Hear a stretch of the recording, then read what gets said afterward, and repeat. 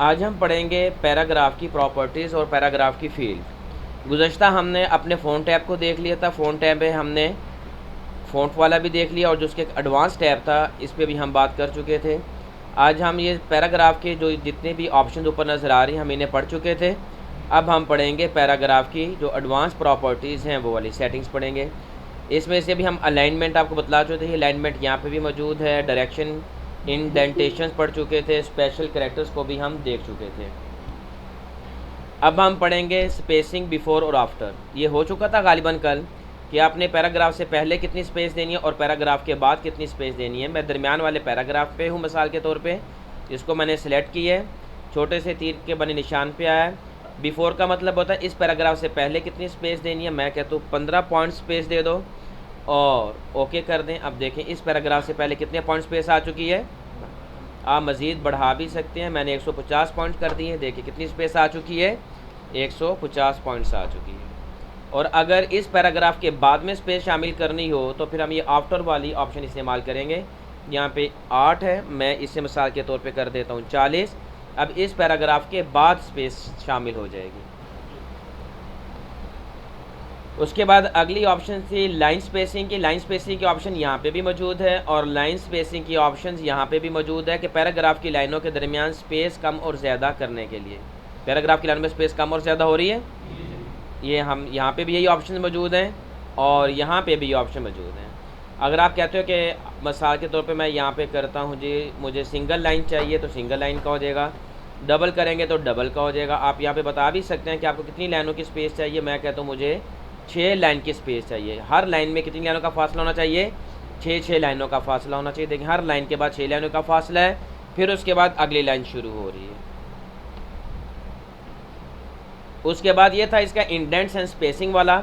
अगला हम पढ़ेंगे लाइन एंड पेज ब्रेक्स वाला, लाइन और पेज ब्रेक्स को। इसमें पहली ऑप्शन आ रही है विडो एंड ऑर्फन कंट्रोल की। विडो एंड ऑर्फन कंट्रोल की। वैसे तो विडो बेवा को कहा जाता है जिसके खावंद का इंतकाल हो चुका, ऑर्फन यतीम को कहते हैं, लेकिन यहाँ पे वर्ड में इसका क्या मानी है वो अब हम देखते हैं। मैं इस पैराग्राफ की सफ़े को नीचे करता हूँ। आप देख रहे होंगे जब मैं किसी भी, मैंने आपको बतलाया था कि अगर हम किसी भी टेक्स्ट पे 3 दफ़ा क्लिक करते हैं जितना एरिया सेलेक्ट होता है वो क्या होता है। मैंने यहाँ पे 3 दफ़ा क्लिक किया, ये इतने एरिया सेलेक्ट हुए, पैराग्राफ है। मैंने यहाँ पे 3 दफ़ा क्लिक किया, जितने एरिया सेलेक्ट हुआ ये क्या बन गया, एक पैराग्राफ।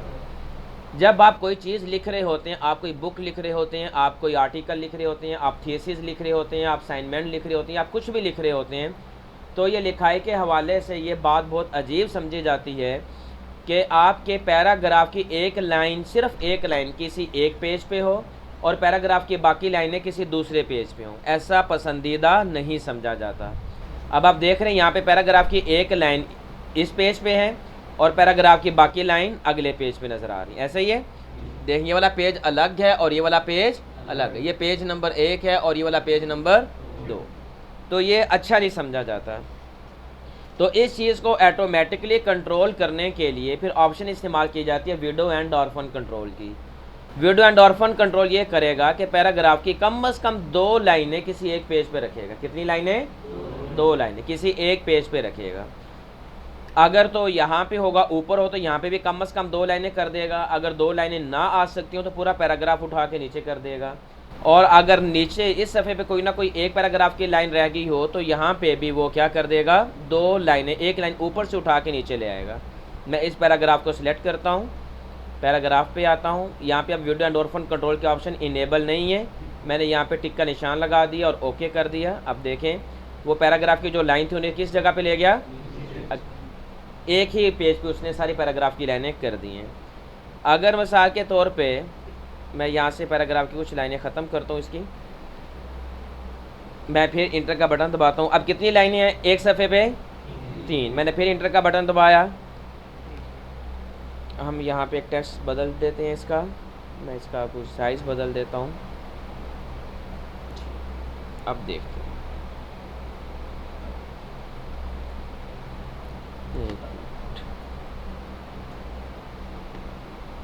आपकी प्रैक्टिस के लिए एक और मैं यहाँ पे जो आपकी आज असाइनमेंट का भी हिस्सा होगा हम इस पे आते हैं। यहाँ पे आप देखेंगे इस ऑप्शंस को, यहाँ पे आप देख रहे हैं पैराग्राफ की 2 लाइनें अगले पेज पे हैं, बाकी लाइनें यहाँ पे हैं।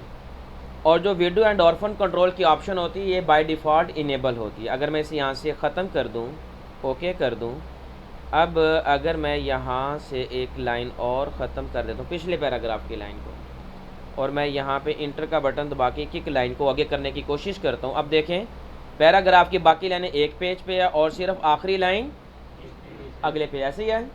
अगर आप कहते हैं नहीं ऐसा कभी भी नहीं होना चाहिए, अगर कभी ऐसा हो तो ऑटोमेटिकली ऊपर से एक लाइन उठा के नीचे रख दो, तो हमें कौन सी ऑप्शन इनेबल करनी पड़ेगी? Window and orphan control. Window and orphan control पे टिक का निशान लगाएं। जैसे आप ओके पे क्लिक करेंगे देखें यहाँ पे कम से कम उसने कितनी लाइनें कर दी हैं? 2 लाइनें कर दी हैं।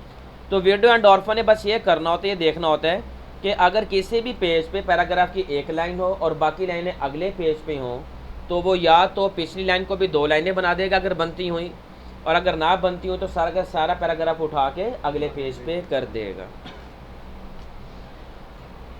और अगर मैं इस ऑप्शन को दोबारा ख़त्म कर दूं, अब क्या होगा? वो जो लाइन थी वो उसने पिछले सफ़े पे उसने कर दी है। और जब मैं इस ऑप्शन को इनेबल करता हूं तो ये पिछले पैराग्राफ से एक लाइन, ये पिछले सफ़े से एक लाइन उठा के उसे अगले सफ़े पे कर देता है। हो गया। अब देखें, अब यहाँ पे सारी लाइनें इस सफ़े पे हैं और सिर्फ एक लाइन इस सफ़े पे। ऐसा ही है। अभी ऐसा तो कर नहीं सकता कि ये वाली लाइन उठा के यहाँ पे ले आए, क्योंकि यहाँ पे भी कोई ना कोई टेक्स्ट मिसाल के तौर पे लिखा होगा, तो लिहाजा वो क्या करेगा? इस लाइन को भी उठा के कहाँ पे ले जाएगा? आगे ले जाएगा। ठीक हो गया। इस ऑप्शन की समझ लग गई कि पैराग्राफ की जो लाइनें हैं वो कम से कम 2 लाइनें सफ़े पे रहनी चाहिए। कम से कम कितनी लाइनें सफ़े पे रहनी चाहिए? 2 लाइनें एक सफ़े पे रहनी चाहिए। ये वाली ऑप्शन ऑर्फन के बगैर है या ऑर्फन के साथ है? विडो एंड ऑर्फन के, विडो एंड ऑर्फन के बगैर। अगर विडो एंड ऑर्फन के साथ होती तो कभी भी एक लाइन ऐसे के लिए लिखी हुई ना होती। देखिए विडो एंड ऑर्फन के बगैर है, टिक का निशान लगा दें, तो ये पैराग्राफ की एक लाइन पिछले सफ़े से उठा के उसे अगले सफ़े पे ले आएगा। और ये वाली जो होती है ऑप्शन, ये बाय डिफ़ॉल्ट इनेबल होती है। विडो एंड ऑर्फन की ऑप्शन बाय डिफ़ॉल्ट क्या होती है? इनेबल होती है। अगले नंबर पे आ गया, अगर आप चाहते हैं कि ऐसा भी नहीं होना चाहिए, पैराग्राफ की लाइनें, कोई पैराग्राफ ऐसे होते हैं कि आप उसे एक ही सफ़े पे रखना चाहते हैं, आप उसे अलग अलग सफ़े पे नहीं रखना चाहते कि 3 लाइनें एक सफ़े पे आ जाएं और 3 लाइनें एक सफ़े पे आ जाए। आप ऐसा नहीं चाहते। आप कहते हैं कि पैराग्राफ की सारी लाइनें एक ही सफ़े पे आनी चाहिए। आप दोबारा यहाँ पे आएँ, पर पैराग्राफ प्रॉपर्टीज़ पे लाइन एंड पेज ब्रेक्स पे आ जाएँ। यहाँ पे लिखा हुआ होगा keep lines together. Keep line together का ऑप्शन नज़र आ रही है, आप इस पे टिक का निशान लगा दें। अब पैराग्राफ की सारी लाइनें एक ही पेज पे होंगी। ऐसा नहीं होगा कि कुछ लाइनें एक सफ़े पे और कुछ लाइनें दूसरे सफ़े पे हों। ओके कर दें। देखिए ओके करने से क्या हुआ? पैराग्राफ की सारी लाइनें एक ही पेज पे आ चुकी हैं। इसकी समझ लग गई?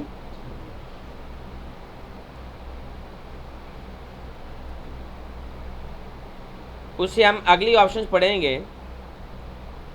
ये भी पैराग्राफ की कुछ लाइनें इस सफ़े पे और कुछ लाइनें इस सफ़े पे हैं। अगर मैं इस पैराग्राफ की भी सारी लाइनें इकट्ठी करना चाहता हूँ तो मुझे क्या करना होगा? कीप लाइंस टुगेदर किया, ओके किया। देखें सब पैराग्राफ की एक लाइन, सब पैराग्राफ की सब लाइनें एक ही पेज पे आ चुकी हैं।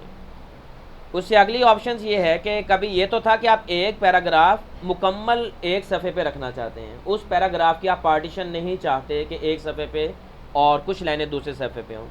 बसा औक़ात ऐसा होता है कि हमें 2 पैराग्राफ इकट्ठे रखने होते हैं। कितने पैराग्राफ? कोई बात का तसलसल चल रहा होता है, आप चाहते हैं कि ये पैराग्राफ भी इस पैराग्राफ के साथ ही होना चाहिए। ऐसा ना हो कि ये पैराग्राफ इस सफ़े पे आ जाए और दूसरा पैराग्राफ अगले सफ़े पे चले जाए। ऐसा नहीं होना चाहिए, बल्कि आप 2 पैराग्राफ को इकट्ठा एक सफ़े पे रखना चाहते हैं। मिसाल के तौर पे यहाँ पे मैंने कलर किया हुआ है, यहाँ पे ग्रीन कलर किया हुआ है। ये वाला एक पैराग्राफ है और मेरा ये वाला दूसरा पैराग्राफ है। इन दोनों पैराग्राफ को मैं क्या करना चाहता हूँ? इकट्ठा रखना चाहता हूँ। तो इकट्ठा रखने के लिए मैं कौन सी ऑप्शन इस्तेमाल करूँगा? कीप विद नेक्स्ट वाली। कौन सी? कि इस पैराग्राफ को इस पैराग्राफ के साथ शामिल करें। मैं इसे फ़िलहाल कैंसिल कर रहा हूँ। पहले नंबर पे तो मैं ये करूँगा, मैं कहूँगा कि मुझे इस पैराग्राफ की सारी लाइनें एक ही सफ़े पे चाहिए। तो मैंने क्या किया? कीप लाइन टुगेदर कर दिया। सारी लाइनें एक साथ आ गई। मैं कहता हूँ ये वाला पैराग्राफ तो अगले सफ़े पे चला गया और ये वाला पैराग्राफ पिछले सफ़े पे है। ये वाला पैराग्राफ और ये पैराग्राफ हमेशा एक इकट्ठे रहने चाहिए। तो मैं दोनों को सिलेक्ट करूँगा। दोनों पैराग्राफ सिलेक्ट हो गए।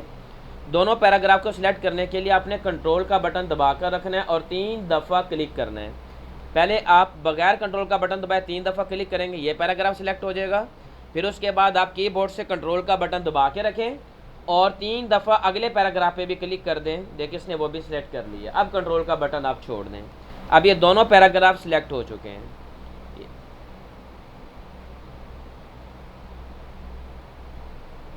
जी, दोनों पैराग्राफ नज़र आ रहे हैं, सिलेक्ट हो चुके हैं। अब हम करेंगे कीप विद नेक्स्ट। क्या कौन से ऑप्शन का इस्तेमाल करेंगे? Keep with next. Keep with next क्या करेगी कि जो ये वाला ग्रीन वाला पैराग्राफ था इसको भी उठा के अगले पेज पे रख देगी जहाँ पे ब्लू कलर वाला पैराग्राफ था, वहाँ पे ले आई इसको भी। लेकिन ये आप देख रहे हैं कि यहाँ पे ये मुकम्मल नहीं आया।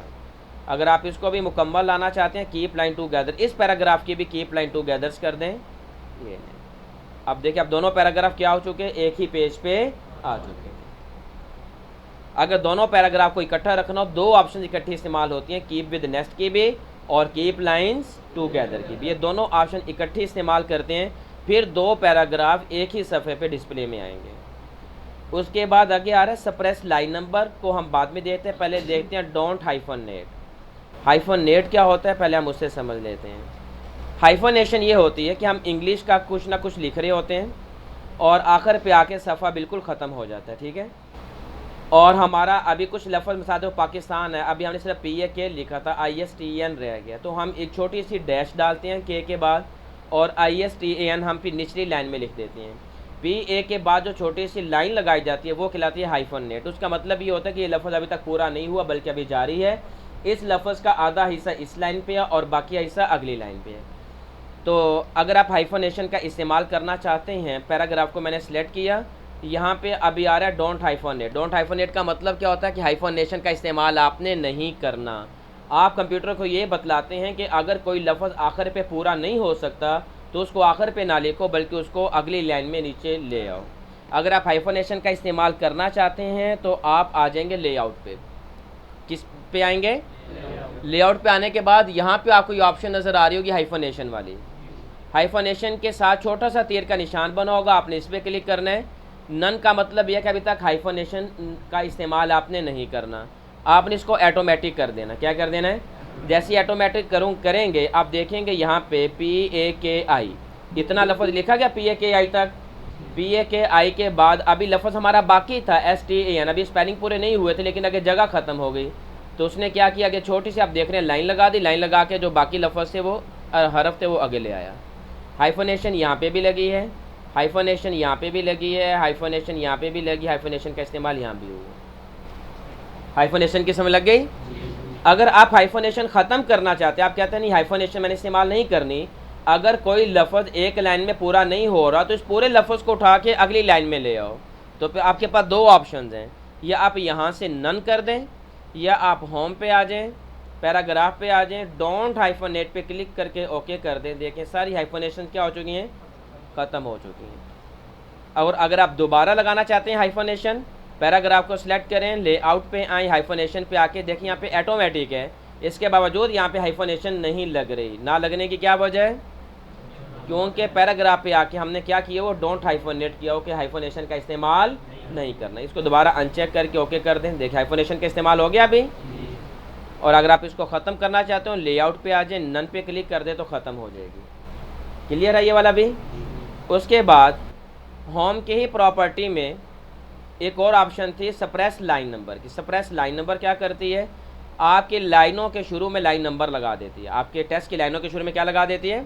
आपने देखना हो कि ये कितनी लाइनें हैं, तो पहले हमें लाइन नंबर से लगाना पड़ेगा। लेआउट पे आ जाएं, लाइन नंबर की ऑप्शन नज़र आ रही है, लाइन नंबर पे क्लिक करें। मुख्तलिफ ऑप्शन यहाँ पे आपको नज़र आ रही हैं। हम पहली ऑप्शन कर लेते हैं कंटिन्यूस वाली। कंटिन्यूस वाली पे क्लिक किया, देखें लाइनें लग गई।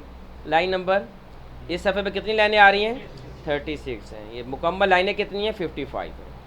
अब आप ये चाहते हैं कि आप कहते हैं कि लाइन इस पैराग्राफ की तो लाइन नंबर लगी रहें, लेकिन ये वाला जो पैराग्राफ है ना, इसके लाइनें ख़त्म हो जाएं और 8 नंबर जो है वो यहाँ के बजाय यहाँ जहाँ पे 16 लिखा वो 8 नंबर यहाँ से शुरू होना चाहिए।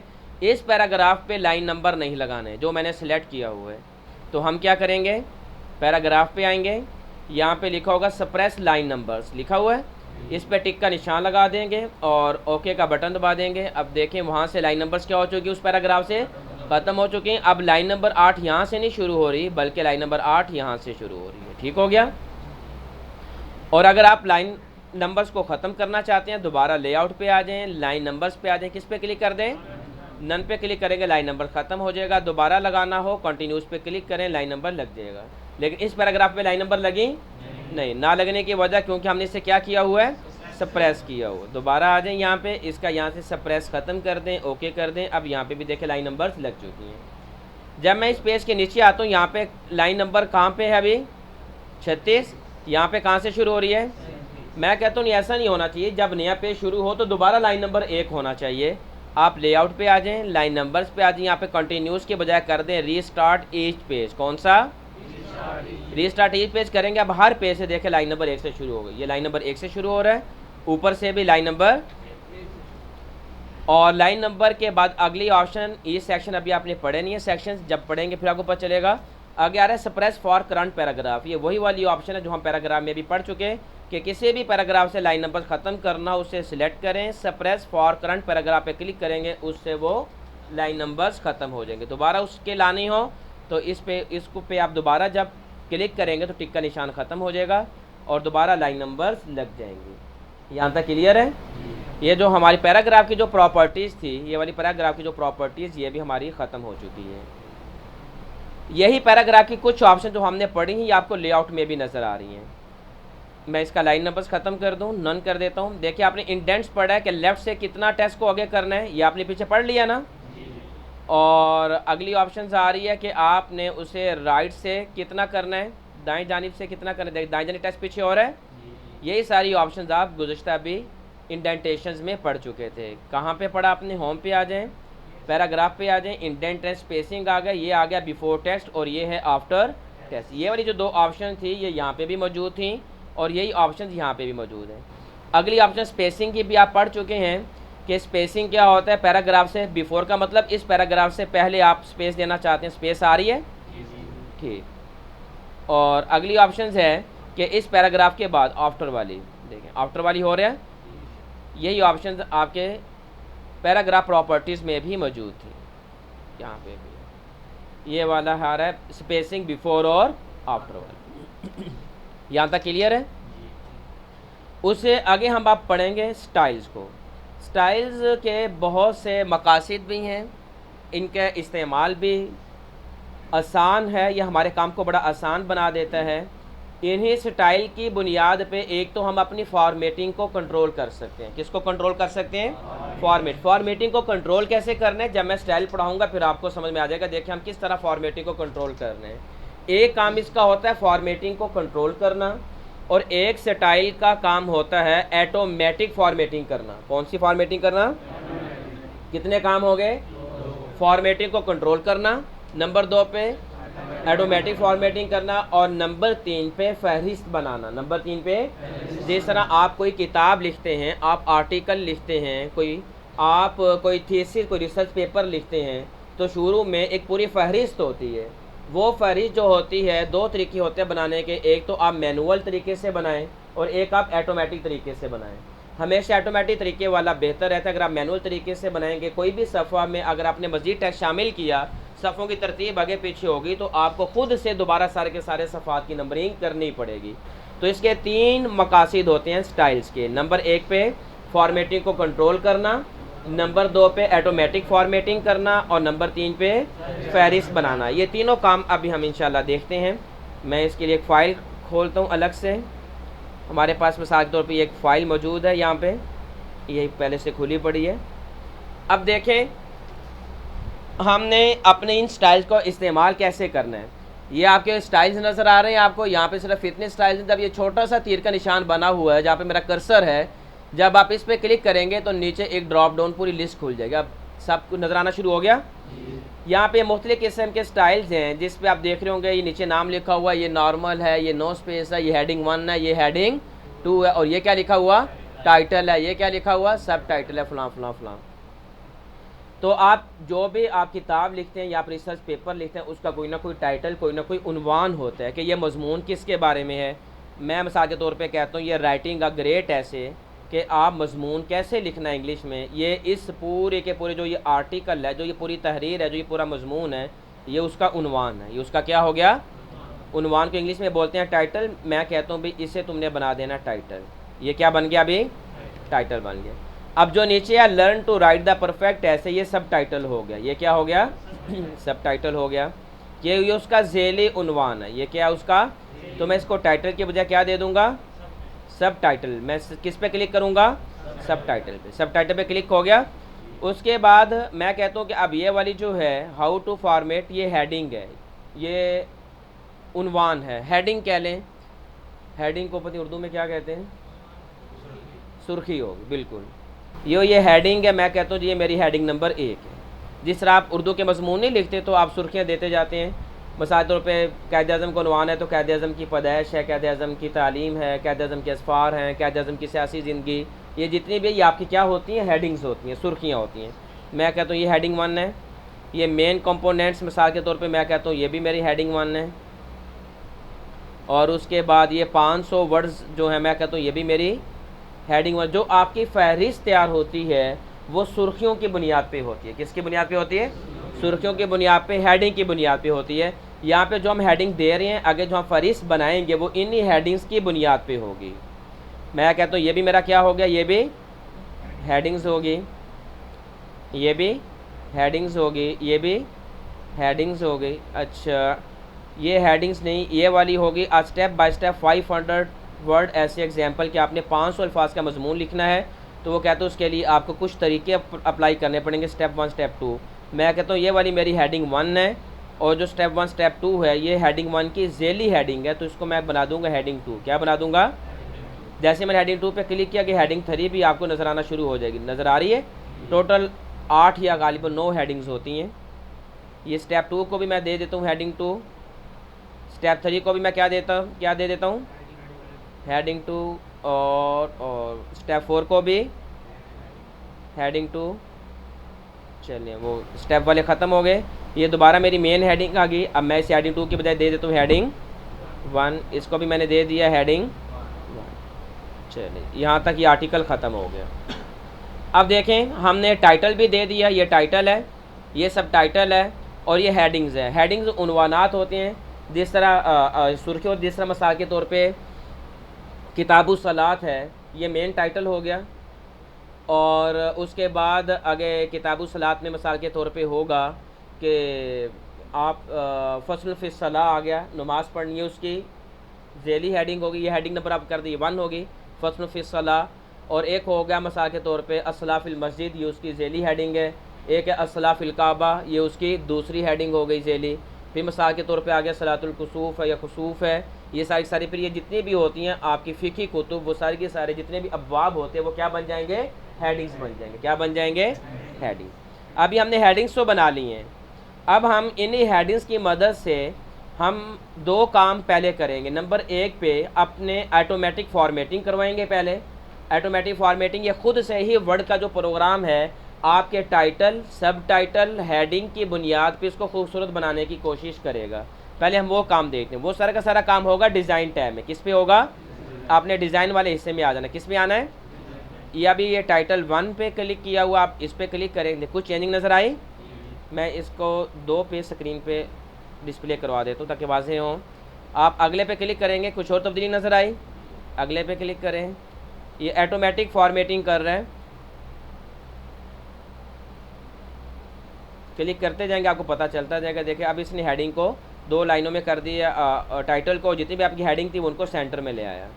ये हो गया। नीचे इस पर क्लिक करेंगे और भी खुल जाएगा। इस पर क्लिक करें, इस तरह का होगा, ये इस तरह का हो गया, इस तरह का हो गया। ये आप जितनी भी आपकी हेडिंग नंबर 1 थी वो उसने उसको इस तरह कर दिया कि उसका बैकग्राउंड भी उसने ब्लू कर दिया है, और जो ये आपकी हेडिंग 2 थी उनका कलर ये वाला हो चुका है। ठीक है, ये आपकी हेडिंग 1। ये सारी की सारी अभी ऑटो फॉर्मेशन हो रही है। मैं खुद से ये सेटिंग नहीं कर रहा, मैं सिर्फ क्लिक कर रहा हूँ और वह खुद ब खुद ही वो सेटिंग करता जा रहा है। मैं कहता हूँ कि ये वाला मुझे अच्छा लगा। ठीक हो गया। उसके बाद अगर आप पूरा का पूरा थीम चेंज करना चाहते हैं, थीम का मतलब ये होता है कि आप फ़ॉन्ट भी बदलना चाहते हैं, स्टाइल भी बदलना चाहते हैं, कलर भी बदलना चाहते हैं, आप थीम वाले पे हिस्से पे आ जाएं। अब ये ऑफिस वाला पहले इस्तेमाल और इस पर अगले पे करेंगे, चेंजिंग नज़र आ गई। उससे अगले पे उससे अगले पे लिखाई का स्टाइल भी चेंज हो रहा है, फ़ॉन्ट्स का और कलर भी चेंज हो रहे हैं। ठीक हो गया। ये मुख्तलिफ़ किस्म के फॉर्मेटिंग है, यहाँ पे बहुत से बेशुमार फॉर्मेटिंग्स हैं। आप कोई भी अप्लाई करना चाहें आप उसे अप्लाई कर सकते हैं। बाय डिफ़ॉल्ट ये ऑफिस वाली चल रही होती है। और अगर आप कहते हैं कि ये जो ब्लू कलर इसने दिया वो ये कलर आपको अच्छा नहीं लग रहा, तो आप यहाँ पे कलर्स वाले पे आ जाएं। यहाँ पे आप कलर चेंज कर सकते हैं।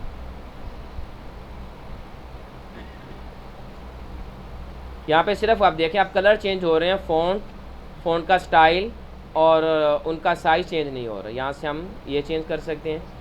अगर आप कहते हैं नहीं ये राइट अपना कलर तो बिल्कुल ठीक है, मैंने सिर्फ फ़ॉन्ट चेंज करना है, फिर हम किस पे आ जाएंगे, फ़ॉन्ट पे आ जाएंगे। अब देखिए अब सिर्फ फ़ॉन्ट चेंज होगा। अब राइटिंग का ग्रेट ऐसे जो पहली हेडिंग दी हुई है वो देखें और टाइटल्स की हेडिंग को देखते जाएं, चेंज हो रहे हैं जी। ठीक हो गया। ये तो थी ऑटोमेटिक फॉर्मेटिंग। ये कौन सी फॉर्मेटिंग है? ये ऑटोमेटिक फॉर्मेटिंग है। मैं यहाँ पे इसका स्टाइल ये वाला कर देता हूँ मिसाल के तौर पर। ये स्टाइल हो गया। अब होगा हमने फॉर्मेटिंग को कंट्रोल कैसे करना है। मैं कहता हूँ कि मेरी जो हेडिंग है, मेरी जो क्या है हेडिंग है, उनका जो साइज़ है, अभी कितना है हेडिंग का साइज़, ये मेरी हेडिंग है, हेडिंग नंबर 1 है ये वाली, इसका साइज़ कितना है 20। मैं कहता हूँ ये हो जाना चाहिए 26 हो जाना चाहिए। कितना हो जाना चाहिए? और इसका जो कलर है वो ग्रीन हो जाना चाहिए। क्या हो जाना चाहिए? और मैंने हेडिंग ये कितनी इस्तेमाल की हैं,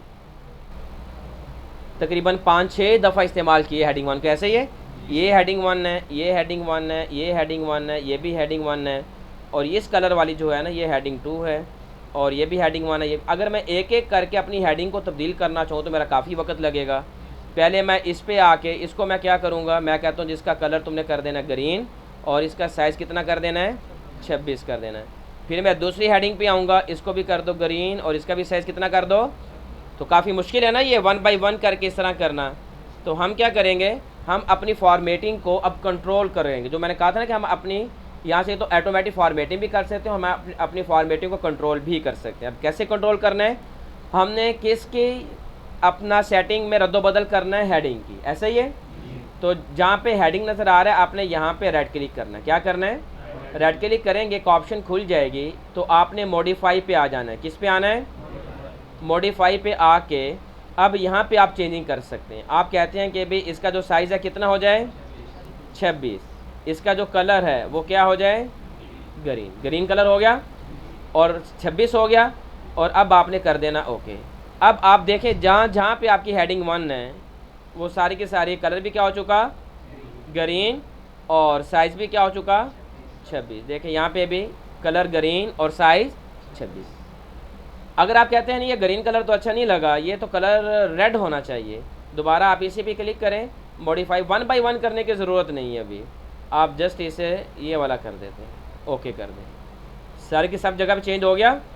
यहाँ से इस तरह आके हम अपनी फॉर्मेटिंग को क्या कर सकते हैं, कंट्रोल कर। आप कहते हैं कि जो हेडिंग 2 है ना ये तो सही तरह पढ़ी नहीं जा रही, ये तो उसका तो ये हेडिंग जो 2 है ना ये सेंटर में होनी चाहिए। हेडिंग 2 कहाँ पे होनी चाहिए? अब मैं किसकी सेटिंग बदलना चाह रहा हूँ, हेडिंग 2 पे क्लिक करेंगे, मॉडिफाई पे आ जाएंगे और मैं हेडिंग 2 को कहाँ पे रखना चाहता हूँ, अभी ये है बाएं जानिब लेफ़्ट साइड पे।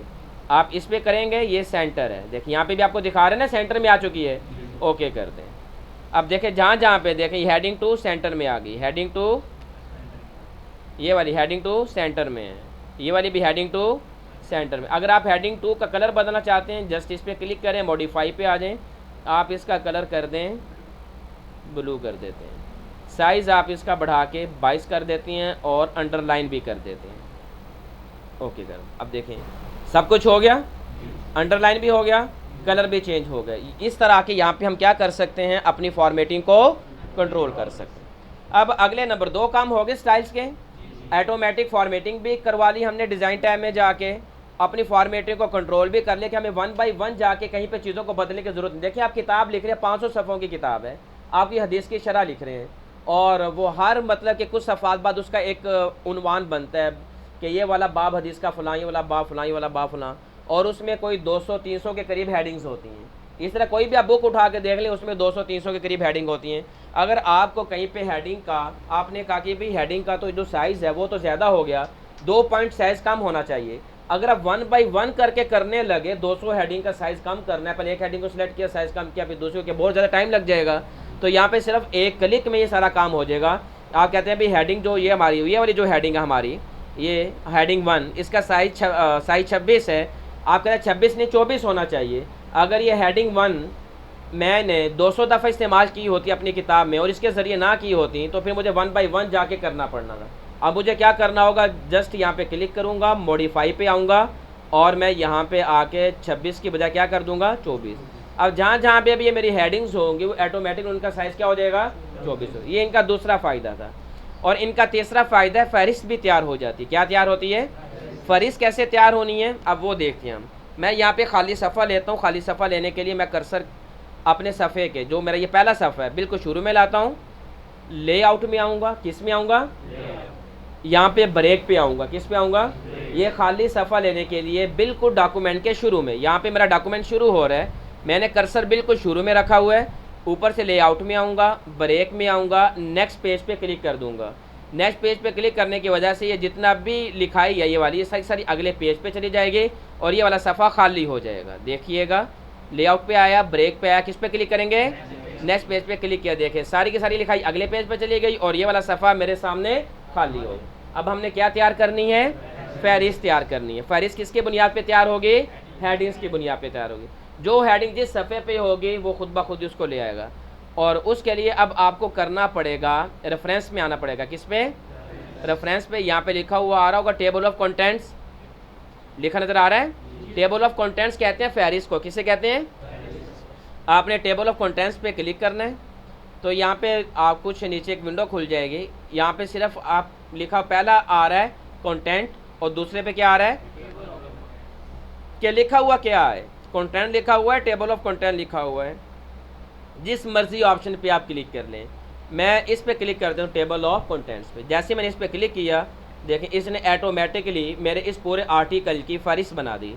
अब ये कहता है कि जो ये वाली, मैं अभी इसका जूम कुछ बड़ा करता हूँ आपको दिखाऊँ, ये वाला द कंप्लीट 500 वर्ड ऐसे एग्जाम्पल, द कंप्लीट 500 किस सफ़े पे है, 5 में। अब मैं देखता हूँ नीचे जाके, क्या ये द कंप्लीट 500 वर्ड वाकई 5वें पेज पे है। ये मेरा 5वां पेज है, ये 5वां। देखिए द कंप्लीट 5 वर्ड ऐसे है, यही वाला है। और नीचे देखें पेज नंबर कौन सा है, 5। ये ऑटोमेटिक देखिए उसने सारी की सारी फ़हरिस्त तैयार कर दी। फ़हरिस्त तैयार करने की आपको ज़रूरत ही नहीं है। अगर कहीं पे भी आप कोई चीज़ बदल देते हैं, मिसाल के तौर पे मैं क्या करता हूँ, मैं यहाँ पे ये पैराग्राफ मैंने सेलेक्ट किया, कंट्रोल C किया, ये वाली हेडिंग हमारी कौन से सफ़े पे है, 5वें सफ़े पे। मैं अब यहाँ पे पेस्ट करता हूँ। अब ये वाली हेडिंग द कंप्लीट 500 वर्ड कौन से सफ़े पे आ चुकी है, 7 सफ़े पे आ चुकी है। यहाँ पे द कंप्लीट वर्ड 500 कितने पेज पे आ रही है, 5 है, कितने पेज पे। अब आपको अपनी फ़हरिस्त अपडेट करवानी पड़ेगी। क्या करवानी पड़ेगी, अपडेट करवाने के लिए ऊपर लिखा नज़र आ रहा होगा अपडेट टेबल। अपडेट टेबल पे क्लिक करें, आपसे पूछेगा सिर्फ पेज नंबर अपडेट करने हैं या पूरा का पूरा डॉक्यूमेंट्स मैंने दोबारा जायज़ा लेना है कि कहीं दोबारा कोई हेडिंग तो नहीं शामिल कर दी, कोई हेडिंग चेंज तो नहीं कर दी। हम कहते हैं नहीं, हमने कोई हेडिंग शामिल भी नहीं की, तब्दील भी नहीं की, तुम सिर्फ पेज नंबर अपडेट कर दो। अब ये कितने पे है, हकीकत में कितने पे है, आप ओके कर दें। देखें अब 500 वर्ड वाला कितने पे आ गई हेडिंग। ये ऑटोमेटिकली पूरी की पूरी फ़हरिस्त को अपडेट कर रहा होता है, आपको खुद से फ़हरिस्त तैयार करने की ज़रूरत। अब यहाँ पे लिखा हुआ है द कंप्लीट 500 वर्ड ऐसे। मैं कहती ये हेडिंग तो गलत हो गई, मैं इस हेडिंग को बदल देता हूँ। मैं 7वें सफ़े पे जाता हूँ द कंप्लीट, और इसको मैं यहाँ पे कर देता हूँ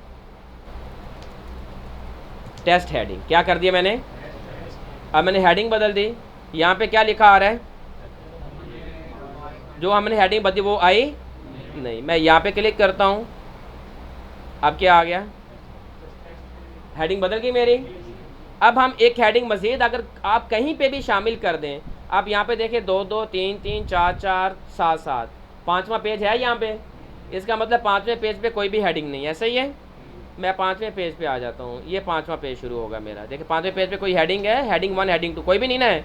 यहाँ पे हम एक हेडिंग बना देते हैं, हेडिंग टेस्ट हेडिंग कर देते हैं उसका नाम। हम नहीं टेस्ट हेडिंग भी नहीं लिखते ताकि आपको कंफ्यूज ना हो, हम यहाँ पे लिख देते हैं पाकिस्तान ऐसे लिख दिया मैंने, ठीक है। ये मैंने एक हेडिंग शामिल की इजाफी, और हेडिंग नंबर ठीक हो गया। कौन से पेज पे?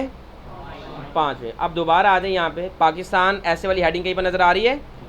हमें क्या करना पड़ेगा? टेबल अपडेट टेबल करवा दें। अपडेट पे क्लिक किया, पूछ रहा है पेज नंबर ही अपडेट करने हैं या पूरा टेबल। मैंने कहा नहीं, पूरा टेबल ऐड करो।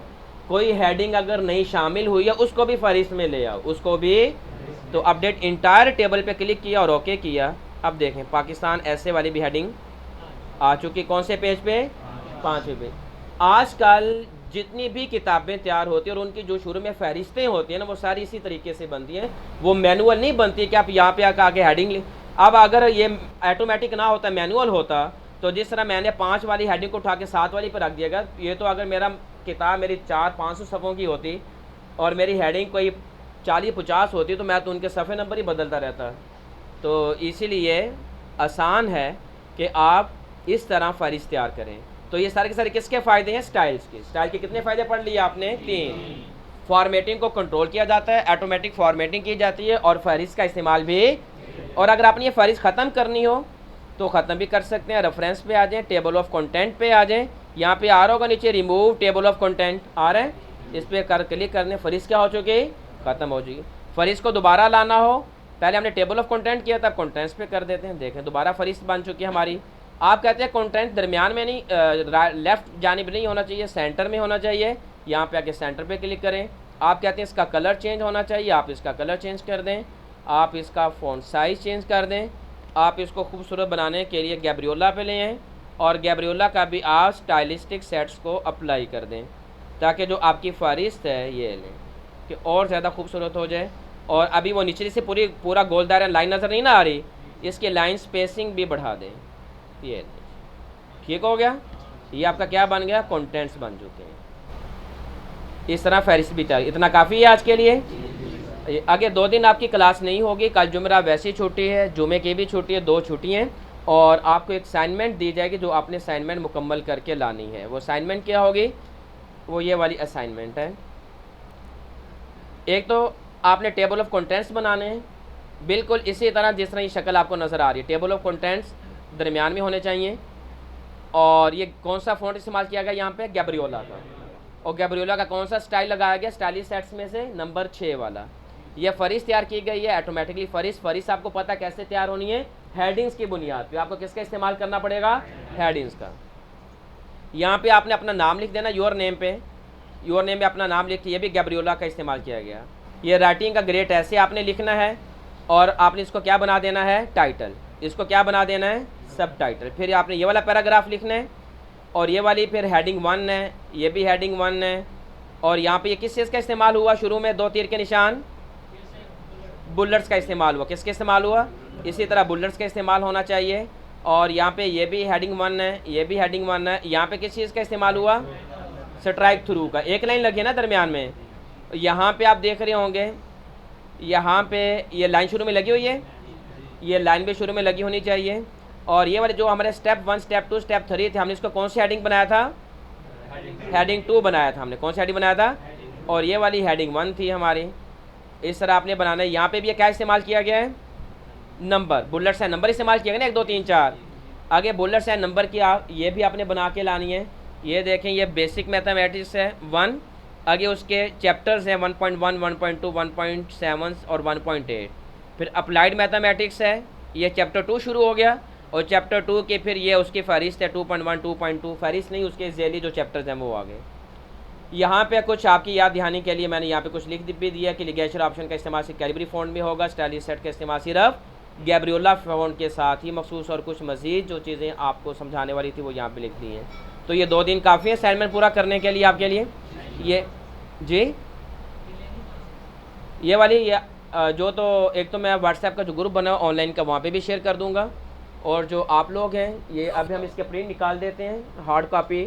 तो आप इशा के बाद फिर अपनी असाइनमेंट्स यहाँ से ले लीजिएगा, हर तालिब इल्म यहाँ से ले ले। और जो आपके फिर प्रैक्टिस के औकात हैं वो आपने फिर उसने पूरा करना है। पूरा करने के बाद जो कंप्यूटर लैब अटेंडेंट हैं, दाऊद असलम होंगे, उज़ैर होंगे, अब्दुल कदीर, वो आपकी असाइनमेंट को चेक करेंगे और इन असाइनमेंट के नंबर भी लगेंगे। ये असाइनमेंट 10 नंबर की होगी। कितने नंबर्स की? 10 नंबर जी, 1 बाय 1 सवाल, पैराग्राफ। हाँ जी, यही बिल्कुल यही लिखनी है, ये जो मैंने दिया हुआ ना आपको, यही वाला बिल्कुल यही लिखना है। और मज़ीद अगर आप इससे भी खूबसूरत यहाँ पे ये मैंने इस्तेमाल किया ऑटोमेटिक फॉर्मेटिंग का, डिज़ाइन में जाके आप वहाँ से इसको बदल सकते हैं। आप कुछ और डिज़ाइन लगाना चाहें तो लगा सकते हैं, लेकिन जो जो ऑप्शन इस्तेमाल किया गई हैं, जिस तरह यहाँ पे बुलेट्स का इस्तेमाल किया गया, ये होना चाहिए। नंबर जहाँ पे आ रहे हैं वो होना चाहिए। जहाँ पे स्ट्राइक थ्रू का इस्तेमाल हुआ, जहाँ पे इटैलिक का इस्तेमाल यहाँ पे किया, आपने देखनी इटैलिक कहाँ पे है, यहाँ पे किस चीज़ का इस्तेमाल हुआ, बोल्ड का इस्तेमाल हुआ। तो जिन जिन चीज़ों का इस्तेमाल हो, कहीं पे अंडरलाइन का इस्तेमाल हुआ होगा, वो आपने करने हैं। हाउ जी, कंट्रोल जी, अगर कोई रिमूव हो जाए तो कंट्रोल जी का बटन दबाएंगे, वो चीज़ वापस आ जाएगी। कौन सी लाइन, कौन सी लाइन, ये वाली लाइन जो लगी है, ये वाली, ये हमने कोई बता सकते हैं? ये कह रहे हैं कि ये वाली जो लाइन लगी पैराग्राफ के शुरू में कैसे लगी है, कोई बता सकते हैं? ऑनलाइन वालों में से भी कोई बतलाना चाहें? चले मैं यहाँ पे ये खोल देता हूँ, ये आपके सामने खुल गया, चलें अब बता दें।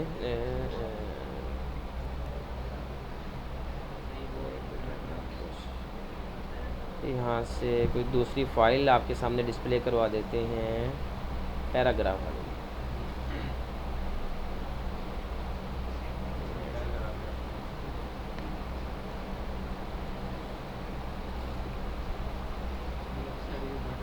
हाँ जी, इसको सिलेक्ट करेंगे, कहाँ से आएगा, पैराग्राफ, ये वाली ऑप्शन पे आ जाएंगे। बाएं जानी लाइन लगानी है तो लेफ़्ट बॉर्डर पे आ जाएगा, ठीक है।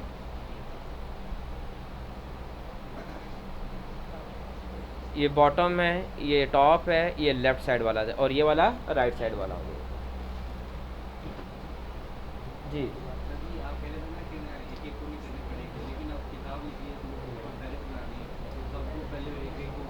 हाँ जी, ज़ाहिर बात है, अगर आपने ऑटोमेटिक फहरिस्त तैयार करवानी है तो जितनी भी वो हेडिंग्स, अगर आपने उन्वान लिखते हुए, हेडिंग लिखते हुए, सुर्खियाँ लिखते हुए उनको हेडिंग 1 हेडिंग 2 नहीं किया था, तो आपको 1 बाई 1 हेडिंग तो बनानी पड़ेगी कंप्यूटर को, नहीं तो कैसे पता चलेगा कि आप कंप्यूटर ने जो फहरिस्त बनानी है वो हेडिंग की बुनियाद पे बनानी है। किसकी बुनियाद पे बनानी है, हेडिंग। और जो हेडिंग्स होती हैं वो गालिबन मुझे लगता है शायद 9 तक हैं, कितनी है गालिबन, 8 या 9 तक हैं। हम अभी आपके सामने डिस्प्ले करवा देते हैं उसे, और वो 1 बाई 1 करके आती हैं। मिसाल के तौर पे अब आप देख रहे हैं कि आपको कितनी हेडिंग नज़र आ रही है, ऊपर सिर्फ 2 ही है ना। मैंने इसको हेडिंग 1 बनाया, इसको हेडिंग 2 बनाया। जैसे हेडिंग 2 पे क्लिक करेंगे हेडिंग 3 डिस्प्ले में आ जाएगी, हेडिंग 3 पे क्लिक करेंगे हेडिंग 4 आ जाएगी, 3 पे यहाँ पे क्लिक, हेडिंग 4 आ गई डिस्प्ले में।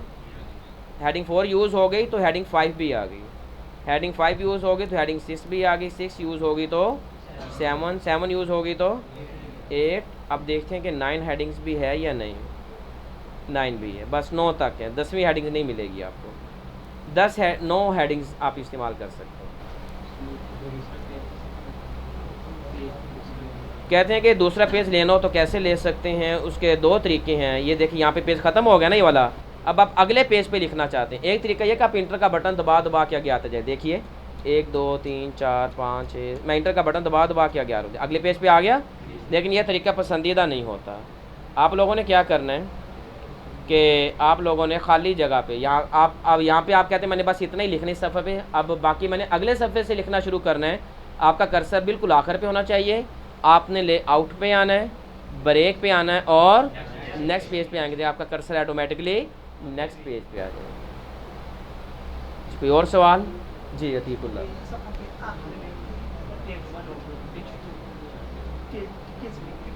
कैसे लिखने हैं ये अभी हमने पढ़ी नहीं है। ये हेडर एंड फुटर की ऑप्शन होती है जो पेज नंबर लिखे जाते हैं, वो जब हम पढ़ेंगे फिर आपको बताएंगे। कोई और सवाल? अभी आपने पेज नंबर नहीं लिखे क्योंकि आपने वो पढ़े नहीं है जी। पेज नंबर बहुत आसान है, बता देता हूँ आपको करना कैसे होता है। ये देखें, ये पूरा का पूरा पेज मैं आपको डिस्प्ले पहले करवा दूँ। पूरा पेज नज़र आ गया। अब देखें पेज के ऊपर भी जगह खाली है और पेज के नीचे भी जगह। ऊपर वाले हिस्से को कहते हैं हेडर और निचले हिस्से को कहते हैं फूटर। ऊपर वाले हिस्से को और निचले हिस्से को फूटर कहते हैं। अगर आपने जी इंग्लिश बस है ही प्रोग्राम इंग्लिश में है ना, बनाए गौरव ने। दिन भी तो 2 है ना आपके पास, आज का दिन, कल का दिन, परसों का दिन, इसलिए तो आपकी पहले टाइपिंग करवाई थी उसकी इंग्लिश की। चलें आप 2 दिन कर लें, हफ्ते का दिन भी अगर हो तो हफ्ते का दिन भी आपको दे देंगे। और बताएं, इतवार के दिन चेक कर लेंगे, ठीक है, इतवार के दिन चेक कर लेंगे, जिधर मर्जी करें, जिधर आपके वो हैं। आप नंबर देख लें, नंबर कैसे लगाने हैं। ऊपर वाला हेडर होता है, नीचे वाला फुटर होता है। अपने नंबर कहाँ पे लगाने हैं, सफ़े के ऊपर या सफ़े के, मैं कहता हूँ मैंने सफ़े के नीचे लगाने। तो आप नीचे जो खाली जगह यहाँ पे डबल क्लिक करें, जैसे डबल क्लिक करेंगे देखें ऊपर क्या लिखा हुआ आ गया, नीचे क्या लिखा हुआ आ गया। अगर आपने हेडर पे लगाने हैं कर्सर यहाँ पे होना चाहिए, अगर फुटर पे लगाने हैं तो कर्सर फुटर पे होना चाहिए, ठीक है, जहाँ पे भी होना चाहिए। जैसे ही हेडर और फुटर आएगा तो ऊपर हेडर और फुटर वाली एक रिबन डिस्प्ले हो जाएगा। यहाँ पे आ रहा होगा पेज नंबर लिखा नज़र आ रहा है, पेज नंबर पे आ जाना है। टॉप पेज का मतलब होगा हेडर पे लगाना है, बॉटम का मतलब होगा, बॉटम नीचे को कहते हैं ना, टॉप किसे कहते हैं, ऊपर को, ऊपर का मतलब हेडर है, बॉटम का मतलब नीचे, नीचे का मतलब फुटर है। अब यहाँ पे मुख्तलिफ स्टाइल के पेज नंबर होंगे, जो मर्जी स्टाइल के लगा लें। देखिए पेज नंबर कहाँ लगे हैं, नीचे, ऊपर नहीं लगे। मैं कहता हूँ अच्छा अगर आप इसको ख़त्म करना चाहते हैं तो यहाँ पे लिखा हुआ आ रहा होगा close header and footer button नज़र आ रही है वाला, इस बटन पे क्लिक करेंगे तो वो हेडर फुटर ख़त्म हो जाएगा। मैं इसका जूम ज़्यादा करता हूँ, देखें नीचे पेज नंबर लग गए। इस तरह पेज नंबर लगा सकते हैं अगर लगाना हो। किसी का कोई और सवाल, तारीख आपने वैसे ही लिख देनी है फ़िलहाल जी। कोई और सवाल, जो ऑनलाइन वाले हैं वो अपनी असाइनमेंट ऑनलाइन लिख के तो वर्ड की फ़ाइल में मेरे जो नंबर है पर्सनल नंबर उस पर व्हाट्सएप कर देंगे, उनके ऑनलाइन वाले इस तरह करेंगे। और जो फिज़िकल क्लासें ले रहे हैं वो अपनी असाइनमेंट जो कंप्यूटर लैब अटेंडेंट है वो उन्हें चेक करवाएंगे। ठीक हो गया जी जी। योर ने वहाँ पे आपने अपना नाम लिखना है, जैसे आप वो, अब आपकी सरदर्द है वो आप जैसे मर्ज़ी लिखें, हमने सर आपको समझा दी है तो आपने ऐसे करके लिखना है जी भाई। अब आप लोगों का खाने का भी टाइम हो गया, आप लोग जा सकते हैं जो जाना चाहें जी। और कहाँ पे बनानी है जी, नहीं प्रिंट नहीं निकालना, सिर्फ कंप्यूटर में जी।